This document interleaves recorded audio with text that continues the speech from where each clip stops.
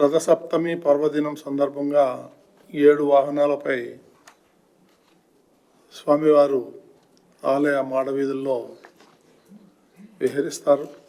రథసప్తమి వేడుకలు అంగరంగ వైభవంగా నిర్వర్తించేందుకు తిరుమల తిరుపతి దేవస్థానం, జిల్లా యంత్రాంగం, పోలీసు యంత్రాంగం సమిష్టిగా కృషి చేస్తూ ఉంది. జనవరి 25న ఈ ప్రివిలేజ్ అండ్ ప్రోటోకాల్ మినహా మిగిలిన సేవలన్నీ కూడా రద్దు చేయడం జరిగింది.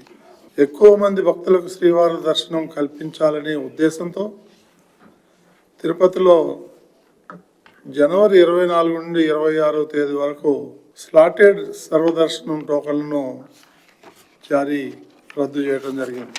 దాని ద్వారా ఉదయం నుండి రాత్రి వరకు నిరంతరాయంగా అన్నప్రసాదాలు భక్తులకు అందజేయడం జరుగుతుంది. 1260 మంది పోలీసులు, 1200 మంది విజిలెన్స్ సిబ్బందితో పటిష్టమైనటువంటి భద్రతా ఏర్పాట్లు చేయడం జరుగుతూ ఉంది. 56 రకాల నృత్య ప్రదర్శనలు ఏర్పాట్లు చేయడం జరిగింది. వైద్య సిబ్బంది, మందులు, అంబులెన్స్లు, వాహనాలు సిద్ధంగా ఉంచడం జరుగుతుంది.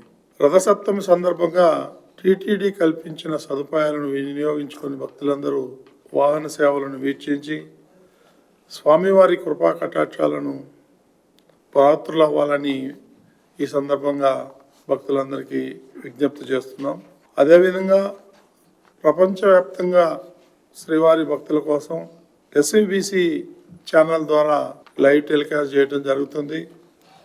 ఇక్కడికి రాలేని వాళ్ళు అందరూ టీవీల్లో వీక్షించాలని, శ్రీవారి మన్నలు పొందాలని చెప్పేసి ఈ సందర్భంగా యావత్ భక్తులందరికీ కూడా టీటీడీ తరఫున విజ్ఞప్తి చేయడం జరుగుతూ ఉంది.